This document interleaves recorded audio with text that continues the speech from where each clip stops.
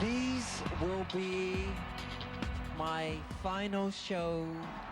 Those people who facilitated this, who made this happen, they know who they are. I don't get everything I want. They will be destroyed forever. Everyone plays a part in the story of Michael Jackson. I think Michael Jackson started dying the minute he was falsely accused.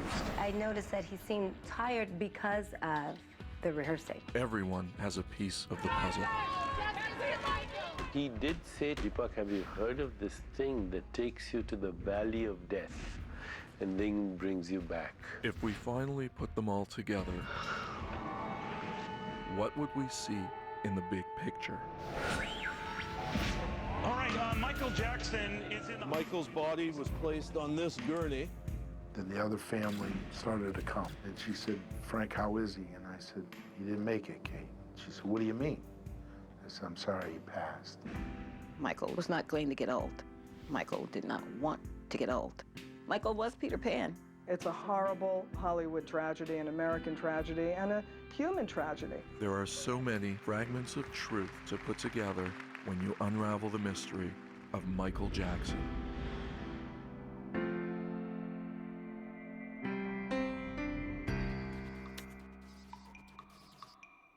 Michael Jackson may have very well been the most talented performer ever, but for the last 15 years of his life, that fact had been lost to a generation who only remember him for being accused of child molestation or a man whose plastic surgeries went sour. 5 years ago, I became obsessed with the story of Michael Jackson. As I watched the world turn against him, I began to gather evidence on the true story of the King of Pop. I worked to gain access to Michael's inner circle by constructing an elaborate series of fake alibis and credentials. I took my camera with me and I listened to anyone who was willing to talk. 1, 2, 1, 2, 1, 2. Testing. We're here at the salon. I'm trying to learn how to be a hairdresser here. I'm going to do the Michael Jackson style. In my first undercover interview, I spoke with a notorious hairdresser to the stars, telling her I was a gay stylist trying to learn how to do better hair extensions. Do you think he had extensions?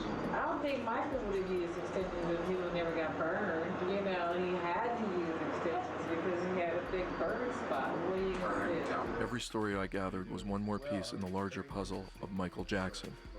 I was trying to get to the bottom of whether or not Michael was a child molester. When I first started out on this wild odyssey, I thought Michael was guilty. By the end of my investigation, I no longer believed it. I could not find one shred of proof that Michael had molested a child. In December 2008, I reported that Michael Jackson only had 6 months to live.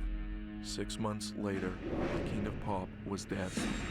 He's not breathing, and we're trying to pump him, but he's not okay. That last night was wonderful. It was filled with many hugs and lots of laughter. And, as Michael was leaving, we asked him, are there any notes? He said, nope. And we said, okay, see you tomorrow. He said, great, see you at 2 o'clock, love you.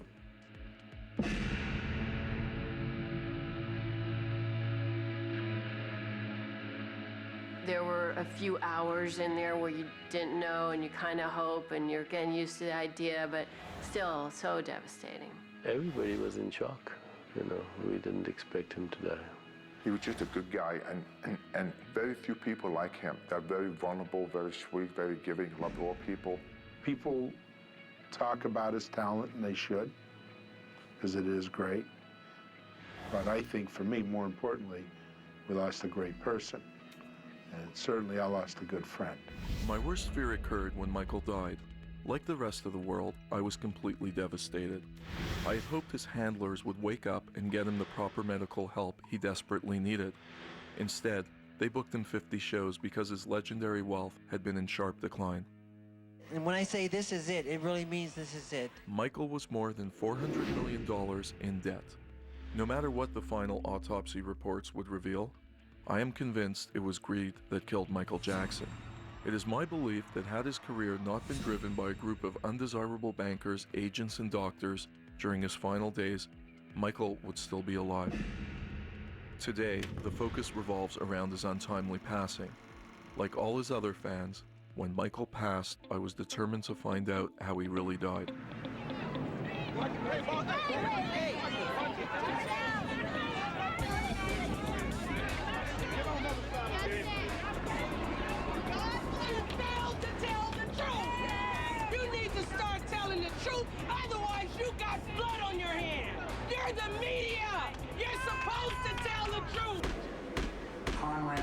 Robert Murray. Is that your true name, sir?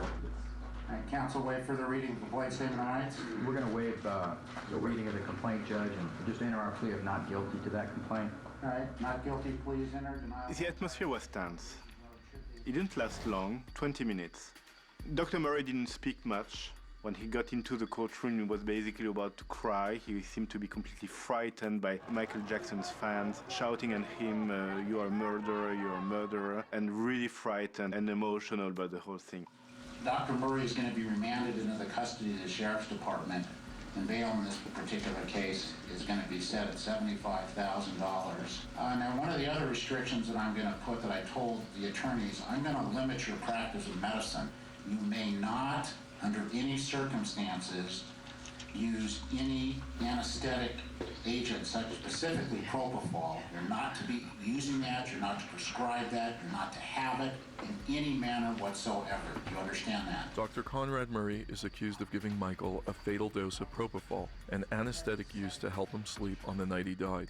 If convicted, Dr. Murray could face up to 4 years in prison. LA Judge Keith Schultz imposed a stiff bail of $75,000. Triple the bail in similar cases of this nature. Dr. Murray posted the bail shortly after the hearing and was released. Everyone is still determined to find out what really happened to Michael. People have been chasing the true story of Michael Jackson for years, but nobody has put all of the pieces together, and nobody has the evidence I've gathered from Michael's inner circle. No one has the secret tapes I have. When we'll live in a perfect paradise Earth, where there's no more death. It promises that. That's my number one dream. To achieve that. Is death something you're afraid of? I don't want to see it. And this is what the big picture of Michael Jackson looks like when you put all those broken pieces together. Security in the house. The paramedics are running up the stairs. I got there were people starting to inundate UCLA. She said, Frank, how is he? And I said, he didn't make it. The media and fans were indifferent about whether Michael would be able to once again command the stage. Amid growing reports of bad health, Michael seemed nowhere near 100% to perform. Would Michael finally convince everyone he was ready to take the world back? These will be my final show. This is it, and see you in July. The final rehearsal seemed to go without a hitch.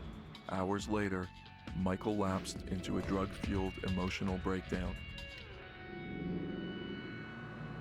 The next day, the world would mourn the biggest music icon since John Lennon and Elvis Presley. June 25th is going to be a beautiful day today in Los Angeles, California. The day of June 25th, I get into work as normal. It's a normal routine for me. Start making breakfast. The kids are there. They're playing with the dog. You know, we're all in the same area. It's a beautiful day. Dr. Murray comes downstairs in a panic, yelling and screaming, go get Prince, hurry, go get help, get security. I was actually having lunch at the Beverly Hilton, and my phone rang, and it was a fan. And the fan said to me, do you know there's an ambulance outside of Michael's gate? I got a phone call from Randy Jackson, said that Michael had been taken to the hospital. The first indication that something was wrong with Michael came from celebrity blog TMZ. A 3-sentence story posted on its website claimed that Michael had been rushed to a LA hospital with cardiac arrest. The internet came alive, with media outlets across the world instantly picking up the story. Confusion reigned for a couple of hours about whether Michael was in a coma or had died.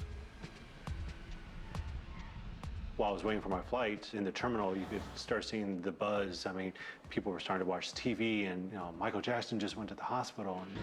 All right, Michael Jackson is in the hospital. He apparently suffered a heart attack. He was picked up at his home close to half an hour ago. This is a CBS News special reporter. Everything stopped. All of a sudden, you turn on the TV, CNN is saying this. He is in a coma right now. NBC is saying this. That a 911 call was made from Jackson's home. This is really bad. Because the Heart Stop's media, it was the international media, and then there would be throngs of fans. I thought it was a hoax. I called his assistant. I said, why is there an ambulance outside the gate?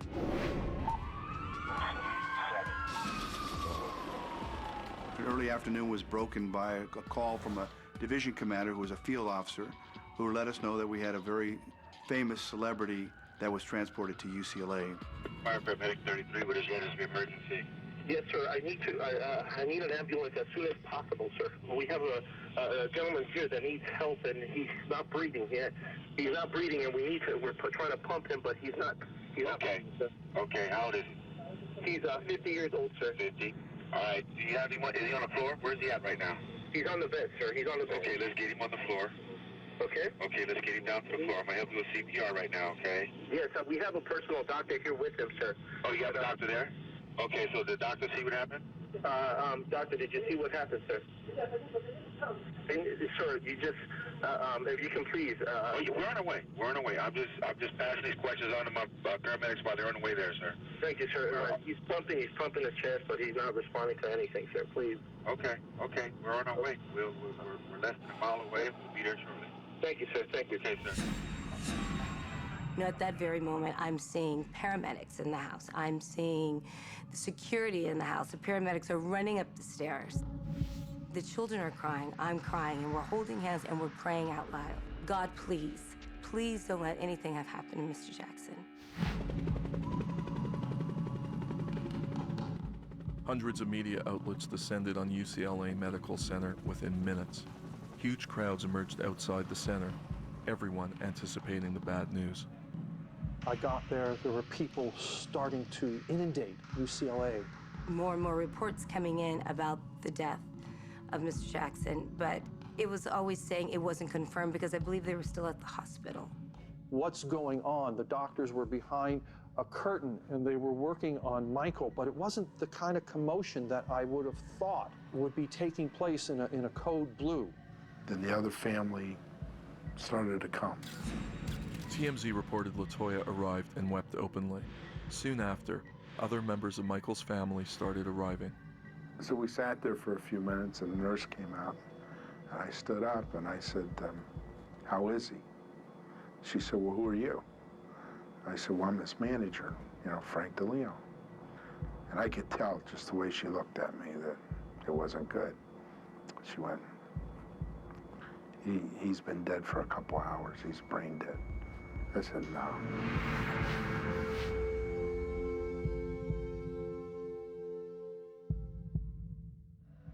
LaToya was slumping to the floor, crying. And I knew that there was nothing anyone could do. Then I went in there, Dr. Murray was with me. And there was a social worker and a cardiologist, everything I asked for. And she said, Frank, how is he? And I said, he didn't make it, Kate. She said, what do you mean? I said, I'm sorry, he passed. She grabbed me and cried, and I cried with her. And then I had to tell the children. And that was not an easy day. Stunning news out of Los Angeles today. The king of pop has died. He was a huge crowd of onlookers, photographers, and reporters gathered around UCLA Medical Center as Michael's brother, Jermaine, emerged to announce the tragic news. Jermaine? This is hard. My brother, the legendary king of pop, Michael Jackson, passed away on Thursday, June 25th, 2009 at 2:26 p.m. And may Allah be with you, Michael, always. Love you. I turned on the radio and I hear that Mr. Jackson had passed. I pulled over in my car. I completely broke down. I'm sorry.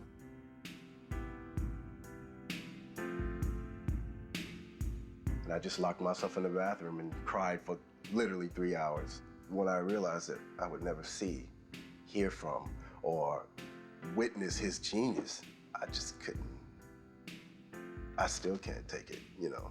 I still can't believe that he's dead. Michael's July memorial at the Staples Center beamed around the world to more than 1 billion viewers. But it was such a shock because I felt like it wasn't Michael's time to go. I just want to tell him that I love him. And I still see your children, and I love them.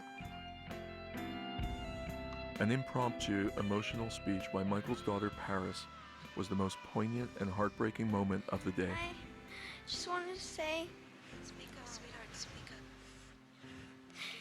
Ever since I was born, Daddy has been the best father you could ever imagine.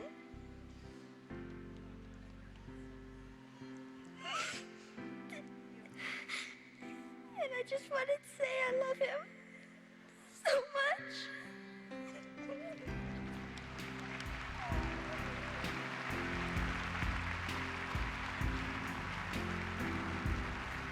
I think he's enjoying it. I think he enjoyed the great turnout.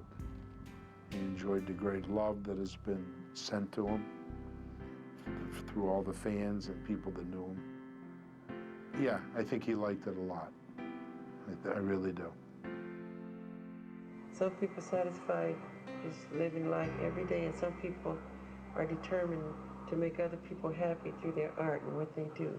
And to me, that's wonderful. When I was brought into the fold, there were 10 shows. They're all sycophants. They're parasites. Michael's body was placed on this gurney. Dr. Murray was inside this ambulance by Michael's side. In the months after Michael's death, everyone was rushing to cash in. Every network aired a special tribute. Sony and AEG were rushing out a new movie. None of this surprised me. I've been following the saga for 5 years.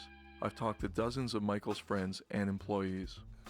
You saw him in the last 6 months of his life. How did he look? Did he look healthy? Was he happy? To me, he seemed very happy, very enthusiastic, very energetic, very upbeat, and with big plans.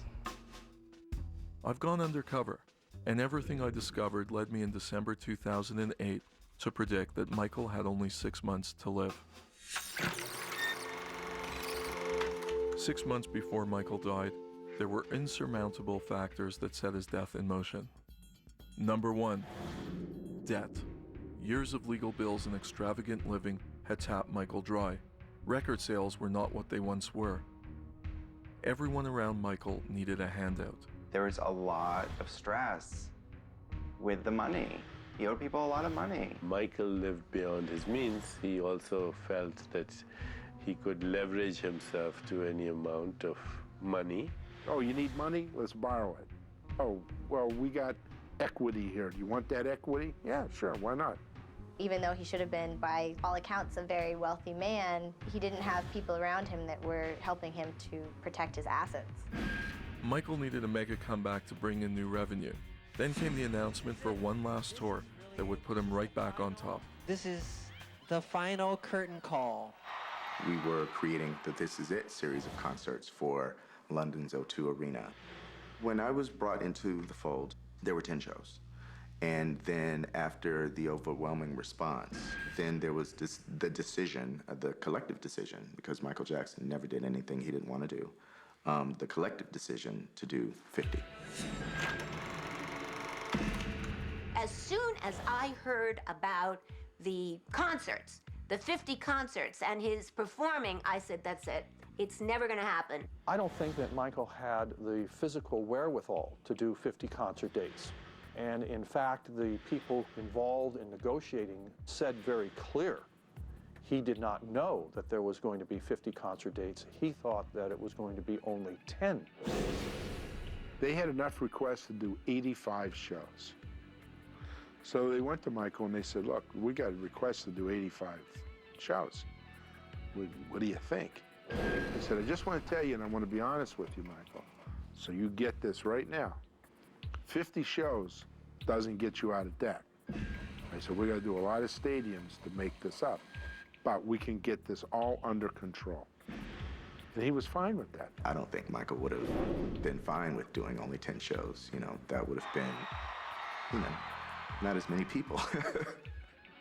He agreed to it. He signed it. Now, he would say to people, oh, I went to sleep and I agreed to 10 shows and I woke up and now I'm doing 50.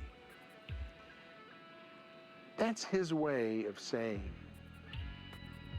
I agreed to do 10, but by popular demand, I have to do 50. The debt alone could not have pushed Michael to take on an overwhelming obligation of 50 shows.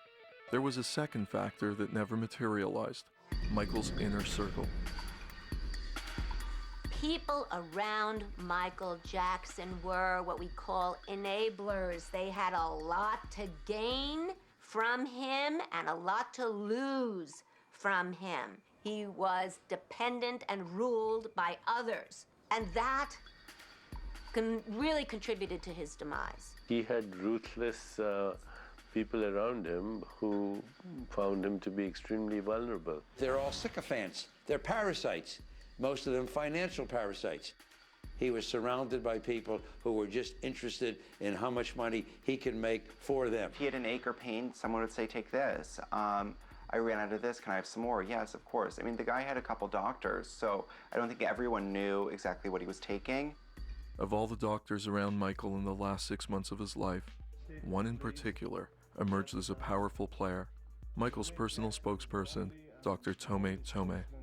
Shortly after I made my prediction that Michael had only 6 months to live, Dr. Tomei Tomei told the media that my claims were a complete fabrication. I was suspicious about Dr. Tomei, especially after I did a background check on him with the American Medical Association. I couldn't find any evidence that he was indeed a medical doctor. I don't know where Tomei came from. He was there. He negotiated the deal. I just know that the way he scheduled some of the dates, Michael was unhappy with, because he never did a tour before. He was a business guy. While Tomei and others discounted my prediction, Michael was rapidly fading. The worldwide media started to pick up the story. I think it was part publicity and part legitimate medical issues. I don't think anyone would deny that he was suffering in those last months of his life. He had issues with his lungs, he was anorexic, he was weak, he was in constant pain.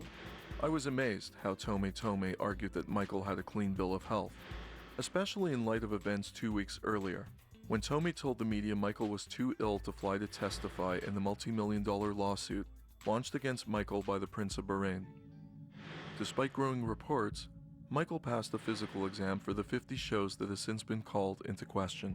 How is it humanly possible that he passed the physical for the AEG performance in London? One of the things that we all want to see is that physical examination. How in the world could it possibly be unless somebody had their eyes closed? How does a so-called healthy person end up in cardiac arrest in the back of an ambulance? The real life story doesn't match up with the story we are told on paper. This is the ambulance that rushed Michael to the UCLA hospital on June 25th. The whole world's eyes were watching this ambulance, praying that Michael Jackson was still alive. Michael's body was placed on this gurney. He was administered oxygen. They were trying everything to revive him. Unfortunately, by the time Michael arrived at UCLA hospital, it was too late. Dr. Murray was inside this ambulance the whole time by Michael's side, and Dr. Murray became the focus of the investigation surrounding Michael's death. This story doesn't end with Dr. Murray. This story runs much deeper. I can't stand for a person to be dishonest, number one. I can't stand for a person to cheat another person, no matter what. And I believe in all fairness because I'm fair. I love people, but I don't like the evilness of people. You can separate that, huh? This is the drug that Dr. Murray said that he gave Michael Jackson. Anybody witness what happened? No, just the doctor, sir. Before this is all over, you will find other people being named. So many shows. I mean, Elton, Lennon, all of those guys went through that. My situation is unusual. There's probably not one who's done it. He's had my success and not been affected by that stuff. In the aftermath of Michael Jackson's death, public interest intensified as bizarre details of the investigation leaked out. Everyone had a theory on how Michael died. The media gives us different views of what took place. You need to analyze it on your own, what you think took place, what the facts are, and what the truth is. Larry Seidlin was the presiding judge in the trials following the death of Anna Nicole Smith. In the recurring tragedies that make the celebrity overdose an all too familiar story, Judge Seidlin and many others see a common story of powerful stars who are manipulated and endangered by the people around them. I saw a parallel between the way Michael Jackson died and the way Anna Nicole died. There was too many drugs, people enabling her by giving her all these drugs, and it led down the path of death. When you have that kind of fame and that kind of extraordinary talent, people around you are very often using you for one thing or another. The hard proof finally came out in the coroner's report 8 months after Michael died. The coroner's report reads like a medical handbook, revealing a complex array of prescription drug abuse. We had been told earlier on that there were certain drugs involved. Propofol, also called Diprovan, Midazolam, also called Versed, Lorazepam, which is Ativan, Diazepam, which is Valium. We knew that these drugs had been prescribed by Dr. Murray, by Dr. Klein, by Dr. Metzger, and who knows by what other people. He did say many years ago to me, Deepak, have you heard of this thing that takes you to the valley of death and then brings you back? He was obviously talking about this anesthetic. The autopsy reported the usual cocktail of antidepressants and painkillers. But what shocked everyone was the official cause of death, acute propofol intoxication. The report ruled Michael's death a homicide as a direct result of the actions of his personal physician, Dr. Conrad Murray. He was somebody that we really never met. That was the person that Michael wanted to take on tour. He picked him, we didn't. This is the drug that Dr. Murray said that he gave Michael Jackson. It's called propofol, brand name Diprovan. It has to be put through an intravenous line. I know of no case, I've not seen one in all my years, in which someone has died from propofol drug abuse. And the reason is this is not a drug that you buy over the counter. It's not a drug that I as a doctor can prescribe for you. It's a drug that is found only in the hospital. Aside from Dr. Murray's lack of training as an anesthesiologist, there are indications in the autopsy report and the 911 calls that Murray failed even the most basic emergency procedure. Anybody witness what happened? No, just the doctor, sir. The doctor's been the only one here. Oh, you have a doctor there? Okay, so the doctor see what happened? Doctor, did you see what happened, sir? There was a doctor there, and the doctor was doing CPR on the bed. He's pumping his chest, but he's not responding to anything, sir. Please. Is he on the floor? Where's he at right now? He's on the bed, sir. Firefighters, realizing that that was a wrong procedure, gave them orders to take the patient, Michael Jackson, off the bed so that you had a firm surface on which to do CPR. Okay, let's get him on the floor. Okay. Okay, let's get him down to the floor. I'm going to help you with CPR right now, okay? Not only are Murray's life-saving efforts being called into question, his basic reporting of facts in the police report are now in dispute.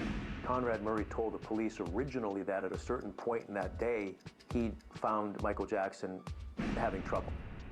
And then at that point started to do whatever it is he was going to do to help him out. But then that was contradicted by the phone records. The police naturally got the phone records.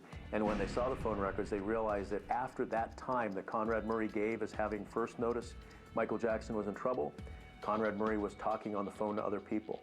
In a calm, business-like manner, Dr. Murray made several phone calls that would have occurred after the time he told police he found Michael unconscious. This is Dr. Murray from Bob. Hi, how are you? Sorry I missed you. Just wanted to talk to you about your results of ECP. Even if Dr. Murray's details were understandably confused in the rush of events that day, the biggest question remaining is how it took nearly 90 minutes from the time he discovered Michael to the time he instructed security staff to place the 911 call. We call it the golden hour. If paramedics can get on scene and spend as much time as necessary to stabilize the patient, the chances for his life to be saved are great. I think he got really scared. He realized Michael Jackson, this is Michael Jackson, You know, it's just not anybody. He's sitting there, laying there, no pulse, unconscious. What is he going to do? It's a panic situation. He was there to take care of Michael Jackson as a physician. He had an ethical, moral, and professional responsibility, and he failed. He failed abysmally. He is a trained physician. You don't do something that you know is wrong, and you don't do it because the patient says, hey, doc, let me tell you, man, what really works for me. Anesthesia is not sleep. It's not the same. So you don't feel the same when you wake up. You don't feel rested. It's not a treatment for insomnia. It's a treatment for getting people through medical procedures and surgeries. In my view, this was an illegal procedure. It should not have happened outside a hospital setting. The autopsy report seemed to generate more questions than it did answers. Too many loose ends have contributed to a growing course of questions and theories of a larger conspiracy and even a cover-up. When you read the autopsy report, the first thing that strikes you is the fact that propofol and lidocaine were found in Michael Jackson's stomach contents. There are only two ways that the lidocaine propofol mix could have gotten into Michael Jackson's stomach. One, he drank it himself, or two, Conrad Murray put it in there. Neither theory has been proven in a court of law, but has only added more suspicion and speculation as to the validity of Dr. Murray's story.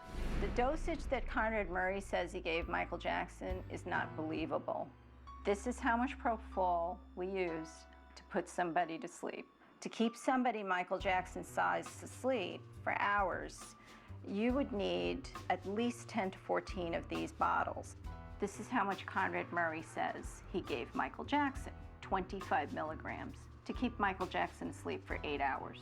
Conrad Murray, this little 25 milligrams that he claims that he gave Michael Jackson, there's no way that that would last for 8 hours, nor would it keep anybody asleep for any period of time.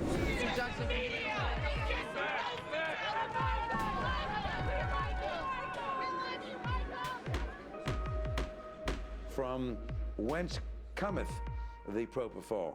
Who prescribed it? Who obtained it? And that's why I think that there are more people involved, and I believe that before this is all over, you will find other people being named. You gotta wonder if he wasn't killed. My first thought when the movie was over, this is it, they killed him. Because they don't have to mess with him anymore. They have all this music, all this footage. We're gonna have Michael Jackson till the day we die. It seems like everybody's better off and richer without Michael. I've heard that a lot of folks say that Michael was worth more dead than alive. It breaks my heart to hear this. Is it true? I don't know whether it's true. Time, I think, is the only judge that we can ever have of that. We don't know what happened behind closed doors. We don't know what happened in his house. What we do know, and as an observer of celebrity culture, it's not really a surprise that he ended up an addicted person and the people around him using and abusing him endlessly. It's a horrible Hollywood tragedy, an American tragedy, and a human tragedy. Is the thing that either you fear the most or would be the saddest thing for you? If somebody to cheat me, but I won't go for that. Would be the fact that you would give in like Elvis did to all these vices, or? Oh, I know that's not gonna happen. You don't even worry about that. No. We knew that Michael had a medication problem. Hey, good morning. Hey, Mr. Farino, thank you. How are you? How was he without a shirt? Was he toned? Yeah, all white. All white? White. I hate Pepsi. Or you want to say that, though? I'd rather not. No. I can't stand Pepsi. I hated doing that dumb commercial. In the wake of Michael's passing, every day unveiled new evidence of how Michael's downfall began decades ago. I want to show you and our viewers some video that we've got a clip of from Us Weekly. Us Weekly magazine has obtained footage of the 1984 Pepsi commercial shoot that went terribly wrong for Michael Jackson. The gossip shows reached out to me for perspective, but everyone wanted sensationalism, not the truth. Those who knew Michael understood the impact of the 1984 disaster long before the footage was leaked out. Yeah, I was present at it. I did not manage him at that moment. I watched all the takes. We were done. I said goodbye. Then they called for one more take. There you see it, his hair, his head, his scalp catches on fire. That was a terrible, terrible day, and that caused him a lot of pain, a lot of discomfort in his life. Author Ian Halperin. Jane, let me tell you one thing about all this. Now's not the time to dig up the skeletons about Michael Jackson. The world's in mourning. His family's in mourning. We got to focus on a proper investigation. He did get addicted to the drugs after the Pepsi accident. Throughout all of Michael's life, we knew that Michael had a medication problem. Nothing stopped him from performing, but he had this problem. Did anybody ever tell him he was a mess? Did he have people around him who could tell him the truth? Probably not. There were some signs, and I was concerned about it, but he assured me that he had been going through treatments for years. As long as it was being done reasonably, it was okay, I guess, but it got out of control. And I would take him back to his room, sometimes having to carry him to his room, unzip his boots, put him in bed, and then I would sit there for 3 or 4 hours and watch over him, make sure he was still breathing. Unfortunately, the addiction was then perpetuated by doctors. But once you're an addict, then you do ask for the drugs. If you're exalted, if you're the king of pop, if you're Michael Jackson, you never have to hear the word no. Michael was a very powerful man. He had a powerful mind and he had a powerful wallet. He was able to buy doctors. There's a drug for everything, right? Your leg is restless. There's a drug. He asked me once for a prescription and I refused, and that was a while back, and he never asked me again. I did ask him about it in March. I said, Micah, I don't want to really bring this up, but is there anything, do you need help? Are you taking anything? And he got very indignant. He got mad at me. I was amazed that no substantial intervention seemed to have ever occurred, even after numerous rumors of health issues arose during rehearsals for This Is It. There have been very mixed reports. You can talk to a choreographer who says he was brilliant. You can talk to somebody who said he came in a wheelchair. In order to find out if Michael was fit enough to do the 50 concerts, I sought out Michael's longtime personal trainer, the Incredible Hulk, Lou Ferrigno. Hey, good morning. Hey, Mr. Farino, thank you. How are you? Very good. How's it going? I posed undercover, telling Ferrigno I was an out-of-shape gay canoe instructor from Canada who desperately needed to lose weight. You were the man. I mean, he was in shape. Yeah, I know him for 20 years. We spent a lot of time together. Wow, so this is... Yeah, this is my torture chamber. This is where I do the private training. Michael, all the celebrities, it's private, it's one-on-one. Could you give me the Hulk pose like this? Would you do that? Okay. Okay. Now, could you run me through a bit of the exercises you were running Michael through for the This Is It tour? Yeah, you want to take your sweatshirt off and loosen up? I was surprised to hear that the training was a fairly casual process, full of the playful banter Michael loved to share with all his friends. Well, when Michael came here, at times he would have a mask on, glasses, the black hat, gloves. And I said, why are you wearing a mask? He said, I want people staring at me. I said, Michael, 10 o'clock at night, there's nobody here. Please take the mask off. So he would just look around and just take the mask off. Then he started playing with my lights. He said he wanted to darken here. I said, no, Michael, I don't want to be darkened here. So he was always, pranksters, always teasing me. How many times did you work him out for the This Is It tour? 2 or 3 times a week for about a couple months. And was he making progress? Yeah. He was physically able to do 50 concert dates. He always was in good health. Well, the last meeting I had with him, which was to discuss a book, I thought that he really wasn't in any shape to do anything. He was very weak, he was very fragile. I found it to be extremely disturbing. When people are in a really fragile mental state, it's not a time for them to be pursuing, business projects of any kind, really. And how was he without a shirt? Was he toned? Yeah, all white. All white? White. White like you. Are you serious? White. Completely white. What, his torso was right, his whole body was white? Yeah. How's that possible? I have no idea. So far just seeing who's in better shape, me or Michael. And be honest. You. Jackson wanted to be light as he can be because of his dancing. He didn't want to put on weight. He was a fanatic about it. So that's why when he came here, we got on the scale to make sure he weighed the same. I said to Michael, it's not how much you weigh, it's not the scale, it's how you look in the mirror. But what's interesting, though, he had a complete physical, and he passed with flying color. He saw a doctor here in New York. He gave him what was later described as the body of a NASA astronaut. There was a lot of money at stake, and when that kind of thing happens, people collaborate to make it happen. Now, I do know that the company in Britain didn't believe the report. Bearing in mind, he was packing literally to go to London when he died. So in the next few days, they had demanded a second medical when he arrived in London. As rehearsals intensified and fatigue set in, Michael's need for escape grew desperate. Michael had to get on stage at any cost. What Michael Jackson wants, Michael Jackson gets. So if he was to say to Conrad Murray, I cannot sleep, you've got to help me, obviously Conrad Murray did what he felt he had to do to help him sleep. All I heard during the final weeks of Michael's life is that he was missing his rehearsals. He could not rehearse. AEG announced that there was going to be a postponement. That's the fact. That's what was happening. What you see in the movie, I think, is not an accurate reflection of what really was taking place. I saw that movie, This Is It, and I saw how hard he was working and training, and he was phenomenal. But he was a fragile, 135-pound man, and the pressure eventually, his heart just gave out. It's impossible to name any single cause in Michael's passing. The real cause may be many decades of turbulent times and many lies in the past. Is that something you just insist on, or is it something I insist on it. I want to sail my own course. I'm the captain of my ship. I take suggestions. I'll listen to what everybody has to say, but the final decision is mine. And Jesus said to love the children and be like children. I think he was a classic pedophile. The evidence showed this was a complete setup. I don't get everything I want. There will be destroyed forever. I think that's my greatest inspiration. It is.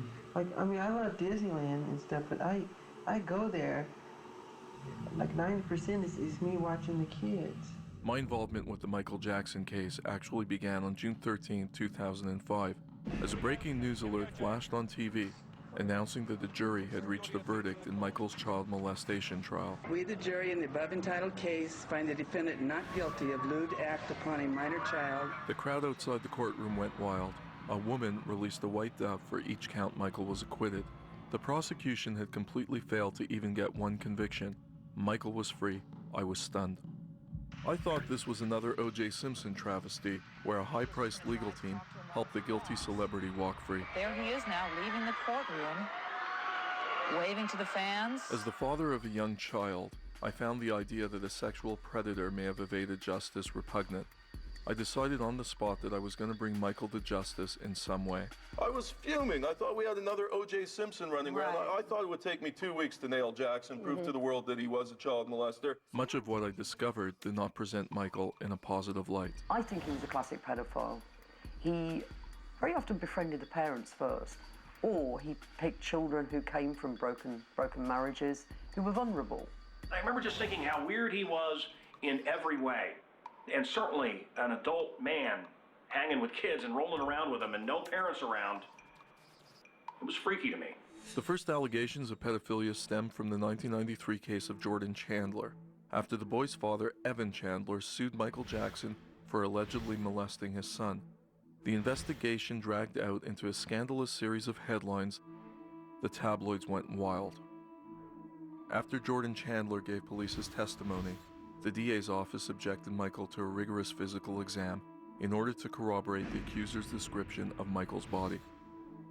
I have been forced to submit to a dehumanizing and humiliating examination.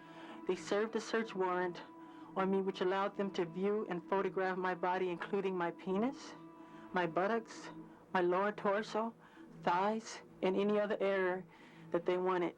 Jordan Chandler told police that Michael was circumcised, but there were problems with his testimony. The physical description and the results of the search did not match up. Something just doesn't make sense about the 1993 accusations at all. The evidence showed this was a complete setup. Eventually, secret audio recordings came to light, revealing the father, Evan Chandler, making plans to destroy Michael Jackson, both personally and professionally. This man is going to be humiliated beyond belief. He will not believe it. He will not believe what's going to happen. It's beyond his worst nightmares. This is not just evidence as it ordinarily develops. If I go through with this, I win big time. I will get everything I want. There will be destroyed forever. I called him up and he said, "Do you believe this?" I said, "Michael, I know exactly what happened." I said, my advice to you is to fight it. He said, "I am." As the allegations wore on, Michael continued to fight back. I get tired of situations like this, where people completely lie on me, and I'm sick of it. But in 1994, Michael's insurance company abruptly stepped in and settled the case out of court on his behalf. Part of their theory was, you're going to go on tour, we have an album coming, and they caused him to take the easy way out, which really became the hard road. And he decided to settle. People say, hey, it's an indication that he was somehow responsible or a confession of guilty. Because he was not in control of it. Although Michael was pressured into settling to avoid derailing his world tour, the tabloids and the public looked at Evan Chandler's reported $22 million payout and perceived guilt on Michael's part. Relentless jokes and accusations of pedophilia would torment Jackson for the rest of his life.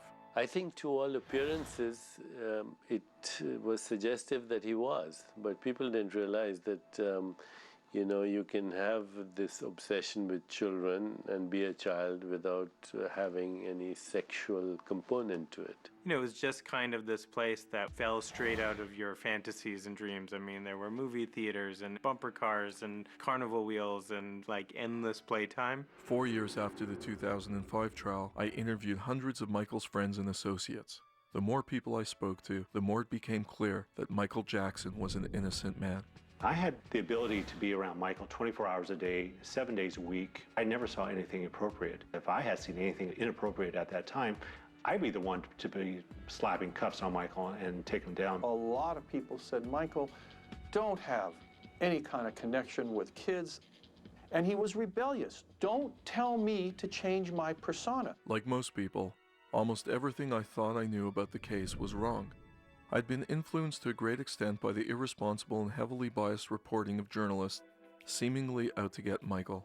There was the public opinion that he settled back in 1993, therefore he must be responsible. When I arrived there was between 1,000 to 1,500 press people. They all thought he was guilty. The strain of the second child molestation case took a devastating toll on Michael's health. Michael appeared close to collapse several times during the trial.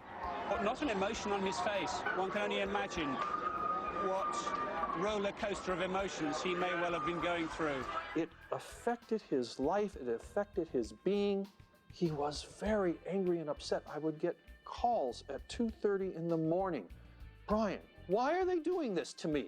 In the last few weeks, a large amount of ugly, malicious information has been released into the media about me. The information is disgusting and false. Through the years, I have helped thousands of children who are ill or in distress. These events have caused a nightmare for my family, my children, and me. I never intend to place myself in so vulnerable a position ever again. Please keep an open mind and let me have my day in court. I will be acquitted and vindicated when the truth is told. Thank you. And he was determined to fight that case because he was innocent. He was absolutely innocent in both cases. The jury understood it. The people who were involved in the case saw the evidence was absolutely overwhelming that Michael Jackson did nothing. My investigation of the 2005 Gavin Arvizo case clearly showed that the plaintiff and his family had a long history of trying to extort money and were charged with perjury and welfare fraud. I would find evidence of their fraud, defrauding the government at the very same instant that they were accusing him of molestation. I was unable to find the smoking gun I needed to reopen the case against Michael. By the end of my investigation, I thought Michael himself was the victim. The world followed the trial and never covered the fact that he was innocent as much as they tried to say that he was guilty. You don't see the clip in the courtroom where they say innocent, innocent, innocent, innocent 10 times. You never see that clip. You see all the other BS. And that's what's wrong. We were the ones, American press was the ones that did that to him. They were the ones that were killing Michael Jackson and making him go off the deep end. To your knowledge, Mr. Jackson, were you ever accused of having sexually molested Brett Barnes? Who would answer that? I think he was traumatized from the whole experience a lot. I think it just killed him. It ruined him. Michael just changed. Got a little more secluded. You didn't see much of him. And that was the end of him.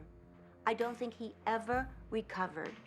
I think from the time that those accusations came out, that his emotions just went down and down and down and down. Judge Rodney Melville, he said to Michael Jackson, he said, Mr. Jackson, your bail is exonerated and you are released. Words that will be played, I'm sure, on countless occasions from now forevermore. But the world never remembered those words, and no one was ever exonerated from the shadow of the trial. Michael's image was forever tarnished. In later years, the 1993 accuser, Jordan Chandler, would file a restraining order against his father, Evan Chandler, for beating and macing him during a violent struggle. After Michael died of an overdose, Evan Chandler shot himself. He left no note or mention of his reasons. After Michael died, and all this dust and accusation and garbage about prior things was looked at from the point of view of, really, was it valid? I think the overwhelming response to him tells us the public now recognizes that was so much smoke and so much nonsense. I think we finally got through to the public that Michael Jackson never hurt a child. I love the whole idea of being untouched. I even like them undisciplined. You know, anything goes. Throw stuff and just be yourself. Jump on the bed. Put your shoes on the couch. I just love watching their behavior. He was done with America. He wanted to leave. To June, today was like being baptized in the sea of life. His life was the heights of ecstasy, but really the depths of agony. Wrongful accusations and relentless scrutiny from the police, the media, and the public had destroyed the sanctity of Neverland. He always used to say, you know, Neverland was, again, his sanctuary. It was really his home. It was the one place you could see him really comfortable. My children were born in this community. My home is in this community. I will always love this community from the bottom of my heart. When agents went in to Neverland and raided the place and took stuff away, it would never be the same again. That he would never live there again.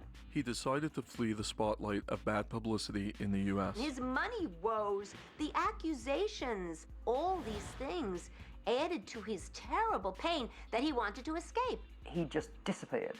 Michael and his 3 children would spend the next few years living a nomadic existence, traveling from one part of the globe to another, failing to put down permanent roots. He was done with America. He wanted to leave. I think he left the U.S. because he was hurt by all the bad press and just the vicious nature of the attacks in the media. So I think going off to Bahrain was a question of running away, trying to recreate himself, I don't know. For a time, the Prince of Bahrain gave Michael and his family a place to call home. But like all other things in Michael's life, that disappeared too. And he left there owing money. Once again, Michael needed to escape. We'd see photos of him in LA or in Europe, and they were always a little eccentric because he'd be wearing masks, or one day he'd be in a wheelchair, or one day the kids would come out wearing masquerade masks, and you just never knew what would pop up next. Michael's quest for any kind of grounding sometimes led him to pursue higher powers at the risk of further losing his grip on reality. Could Michael's spirituality have impacted his attachment to this world? I paid a visit to one of his last advisors, the Reverend June Gatlin. I'm so glad for this opportunity because this allows us the privilege of really showing honor and giving honor to a man who is so great and so majestic. He's the reason we're here today. He was highly spiritual. Of course, absolutely. And a lot of people didn't know that. The Michael was an explorer. He wanted to meet everybody. And he did have some spiritual leanings as well, and some spiritual calling. He sought spiritual advisors. Anybody who wrote a good book on spirituality, anybody who was to him a mystery, he wanted to meet them. Everywhere I went, there were stories of Michael's search from faith to faith for something that he never found, some rumors went beyond ordinary faith and into superstitious fantasy. All the major superstars used to always talk about how to reach the gift giver because he's the one that used to control the world. And the only way you could reach him, you got to go into almost like a coma stage. And how Michael used to try to reach it was do the drugs and get into like a coma state. I don't know if it was true, but these are conversations I used to listen to. These journals here are 2009. Are you interested in seeing something that, Oh, I'd love to. To June. Today was like being baptized in the sea of life, the most purifying of waters. You are a gift from God, and all your days on this planet continue to be blessed. I love you, Michael Jackson. That was May 9th. He was an amazing writer. People don't give him that due. He was a poet. Oh my God. Michael's a phenomenal writer. Michael believed in a muse. Michael believed in guardian angels. Michael believed in gift givers. Michael did say very frequently that the music came through him, that he wasn't composing it. And then I know his real voice. Tell me his real voice. How does it sound? It doesn't sound like, hi, it doesn't sound like that. I said, honey, I said, say your real voice. I said, say I'm great. I am great. I said, no. I said, say it in your real voice. I am great. I said, that's it, honey. Let's remember that he was taught the importance of the Bible from the time he was younger. He had some religious feelings all through his life. Can we say a prayer for him now? Can we do like a, lead me through it? We're most grateful and thankful for the life whom Michael is, and I say thank you, and you may say thank you. Thank you. And so it is. That was beautiful. Thank you. He is. And so are you, honey. Thank you. Reverend June has a rare acceptance for Michael's passing. It may be that in death, Michael finally found the ultimate escape from a lifetime of suffering. Michael died. Spirit departed the flesh. It said, he gave it up. He wouldn't have left if he wasn't supposed to. As I tell people, there's no such thing as premature death. When you leave and you don't return into that flesh, you're supposed to be gone. And that's why people all over this planet feel him. Hasn't been anybody like him. I told him, never will be anybody like you, honey. Never has been, never will be. There's only one. Why do you think some people find it so hard to reach out to God? Because they can't see him. And people always don't believe in something they can't see. It's like seeing is believing. They have to see it to believe it. Mm-hmm.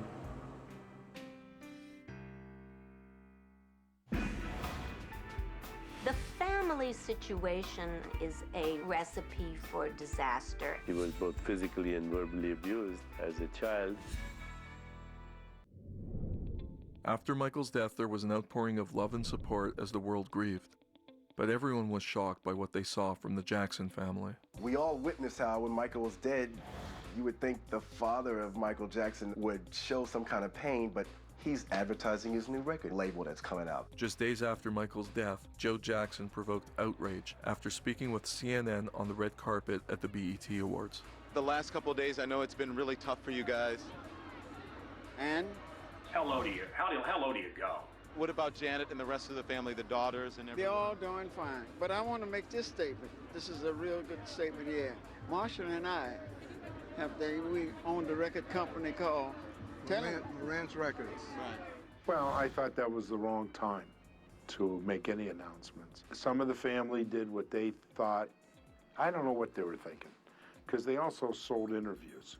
LaToya Jackson received an undisclosed sum for a Daily Mail interview claiming Michael was murdered. Rumors began to spread that Joe Jackson was paid as much as $200,000 in licensing fees for his ABC interview. But the allegations didn't end there. When I found out about Joe Jackson, he would come to Michael's funeral, but only if he got paid by the city of Gary, a broke city. Yeah, I don't think that's love. The family situation of Michael Jackson is a real recipe for disaster. His family may have loved him and adored him. They also used him in different ways. During my investigation, I talked to a music industry executive who had witnessed firsthand Joe Jackson's stake in his son's career. It was the early 90s, and Michael was about to release a new single with Eddie Murphy. 6 weeks before the album comes out, we get a call from Joe Jackson. Joe Jackson said, you know, well, if you want this deal to happen, you have to give me a 20% publishing cut at my own publishing company. But it was a side deal that I don't think Michael even knew about. Even after Michael's death, Joe Jackson continued to lay claim to Michael's money. After Michael left nothing to Joe, Joe sued the estate for parental support to the tune of $15,000 a month. His claim was denied, and he is now in the process of filing a wrongful death suit against Conrad Murray. I gotta say that with all the commotion and criticism about Joe Jackson, he was a dang good father. He was always right there for Michael, no question about it. During the trial, he would come to the courthouse, and I think that Michael loved him to the core. Early on in Michael Jackson's life, if you take a look at the trajectory of his life, he was a child star. You know, if you read the reports about his father was abusive. Michael used to tell me that he was both physically and verbally abused as a child. The kids were pushed really hard, and Joe was a very strict father. The traumas that this young Michael Jackson, this child, had to deal with were incredible. He had very bad acne, and I saw the pictures. He used to show them to me. Especially when everybody calling you real cute for a long time. Then, like, you know, I broke out real bad. And the more I was bothered by it, the worse it got. Not only does it become the food you eat, but you become subconsciously scarred by it. If we're taught at a very young age that we're ugly and that people have to accept us if we change ourselves to look more like them, then it's going to stick. You take somebody with that tremendous sensitivity and you traumatize them over and over again. It's no wonder that he ended up with body dysmorphia, you know, basically mutilating himself with plastic surgery. But it's like anything else. Once you do one thing, then you start to notice something else. He always wanted to be slender. He thought he was overweight. I'm a Black American, and I'm proud of it, and I'm honored of it. The bleach skin rumor, which is a rumor, I don't bleach my skin. He was growing up. He grew up in front of our eyes. He wanted to be something different. He would, of course, have all those plastic surgeries to change his nose and cheeks and face and lips and hair, and also his skin color. I think Michael Jackson would do anything to improve his looks in his eyes. Over the years, Michael's changing appearance drew many jokes, wild rumors, and a growing number of doctors who refused to confirm the extent of Michael's surgeries. When you're a star of that magnitude, you're going to find somebody that's going to do exactly what you want, because nobody will say no to you. People over the years have taken pictures, and you look at it, it's like, what has happened to his nose? I definitely believe that if he was raised a different way, he would still be here. Somebody with those sorts of deep, deep mental problems and emotional problems needed help. He needed help. There is no question that a psychologist should have been seeing Michael Jackson every time he requested a plastic surgery and asked the questions.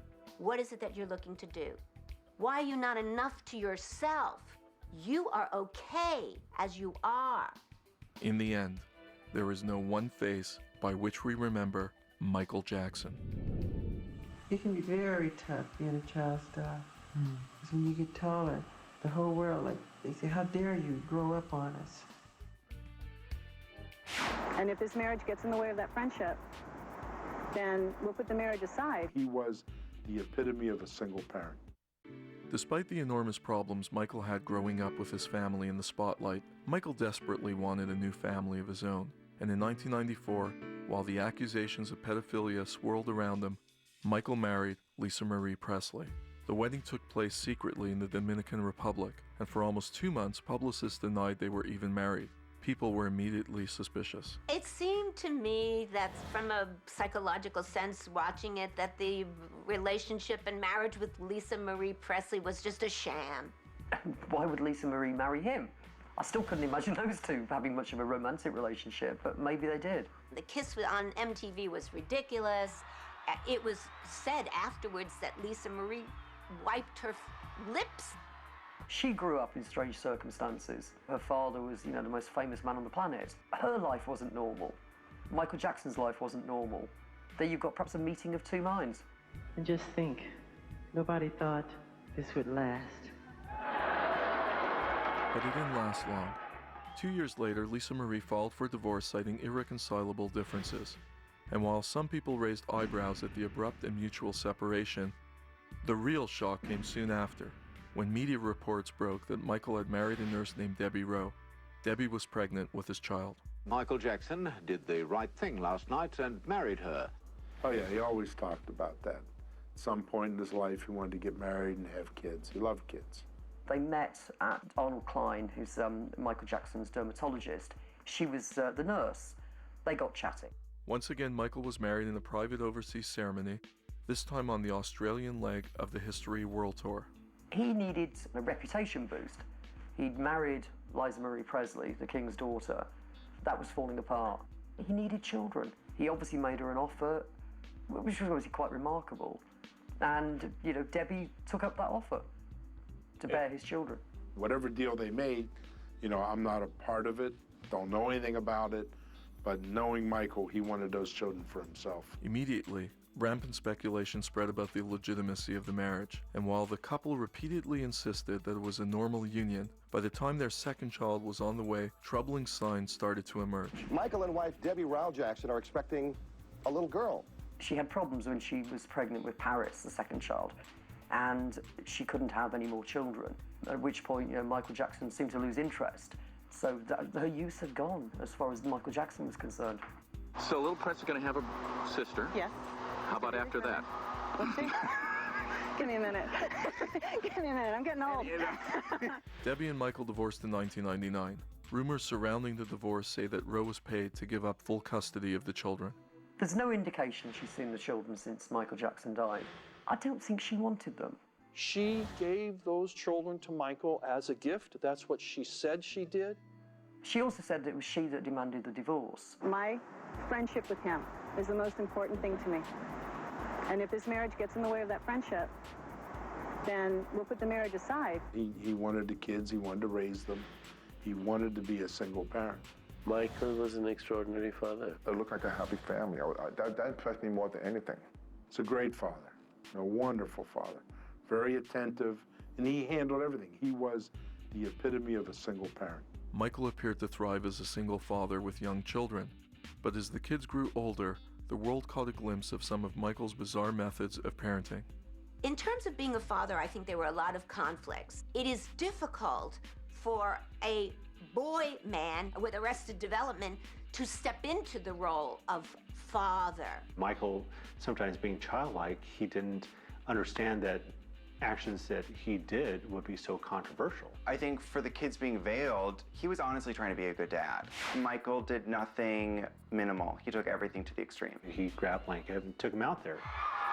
Until those children choose to be DNA'd, I don't think anybody will ever know. The most pointed criticism came after what we know today as the baby dangling incident. At one point, Prince and Paris, he had taken them to the window and, of course, put the scarf or something over their faces so that nobody could take their picture, but he would have them, wave to the fans downstairs. And a lot of times, those fans would say, we want Blanket, we want Blanket.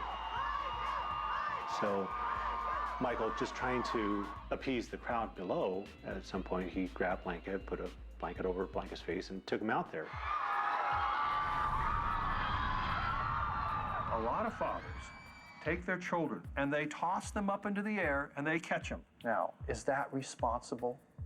That's pretty irresponsible. I think that Michael did nothing minimal. He took everything to the extreme. Was it the smartest thing to do? Well, no, obviously not. He was trying to show the crowd below his child. In his exuberance, in his excitement, he did something which was irresponsible. He recognized it as irresponsible afterward, but he did it. As the years went by and curiosity about the children increased, people started to question whether Michael was really the biological father.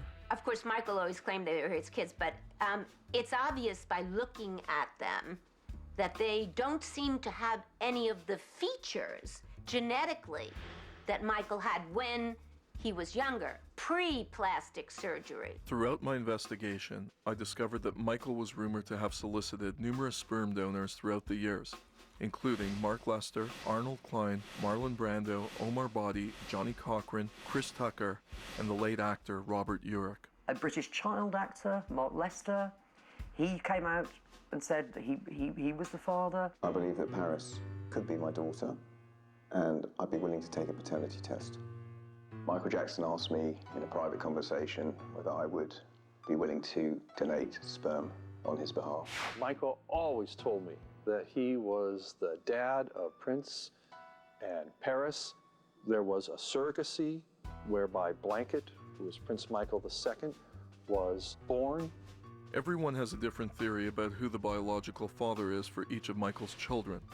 The most pointed speculation I found suggested that Blanket is the son of Omar Body, a Norwegian performer who Joe Jackson once claimed was actually Michael's illegitimate son. Others see a resemblance between Prince and Paris Jackson to Dr. Arnold Klein. Although Klein has admitted to once donating sperm, he has also stated that to the best of his knowledge, they are not his kids.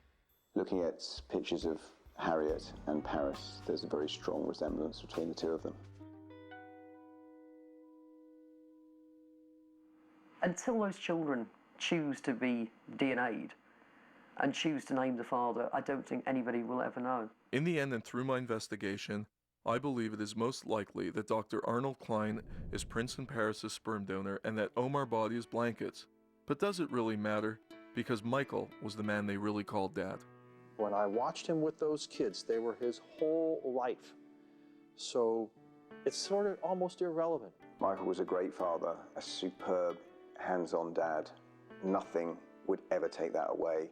Whether those children are biologically Michael's or not, Michael was their father. End of story. In the wake of Michael's tragic and unexpected death, the world is closely watching to see what will become of Michael's children. He presumably wanted his children to have the childhood he never had. And yet, his actions, I have to say, in, sleeping, not sleeping, taking pills. They're highly intelligent, the children, and they're very artistic and very creative. Their daddy made sure of all of those elements. But you never know. You never know. If I had a son or a daughter, I said, by all means, be my kid. Step right in there. If you want to do it, do it. Because to me, nothing's more important than making people happy. Those people who facilitated this, they know who they are. He will become even more of an icon because he died when he did.